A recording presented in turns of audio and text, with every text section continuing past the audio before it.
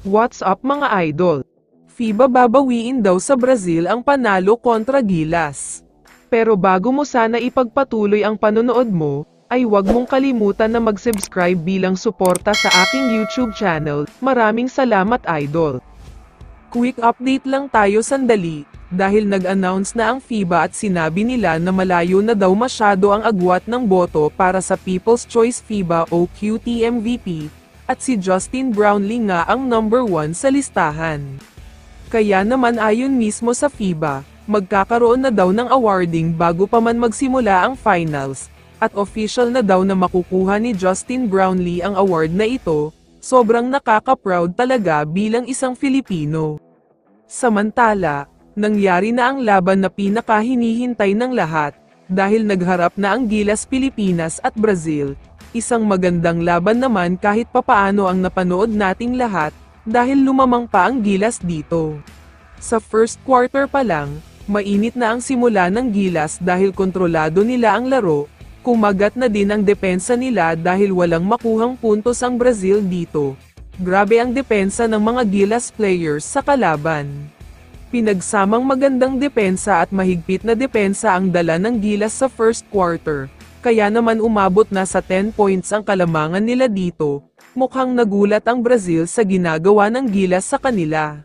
Sa second quarter naman, walang masyadong kaganapan dahil naging mahigpit ang depensa ng parehong team. Sobrang liit ang puntos nila dito, pero naibaba nga ng Brazil ang kalamangan ng Gilas sa pagtatapos ng second quarter. Pero sa third quarter naman, dito na nagsimula ang bangungot at masamang pangyayari. Dahil napakatagal hindi umiskor ng Gilas, kung hindi ako nagkakamali at last 3 minutes na bago pa sila umiskor ng 2 points. Kaya naman ang 6 points na kalamangan nila noong second quarter ay nawala at lumubog ng mabilisan. Ang mas masakit pa dyan ay sila pa ngayon ang naghahabol, umabot na 12 points ang kalamangan ng Brazil dito. Wala na silang nagawa sa fourth quarter at tuluyan ng natalo. Pero ayon sa mga kumakalat na post ngayon sa social media, mukhang nangdaya pala ang Brazil sa kanilang player na si Caboclo, dahil nasa injured list pala ito. Nagkaroon ng injury si Caboclo noong nakalaban nila ang Cameroon.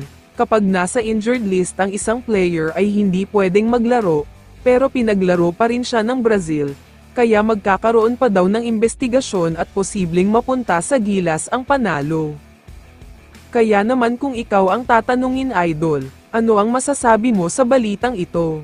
I-comment mo naman ang sagot mo sa tanong na ito. So dito na nagtatapos ang video na ito. Maraming salamat sa pagsuporta at panonood mga idol. Ingat at bye-bye.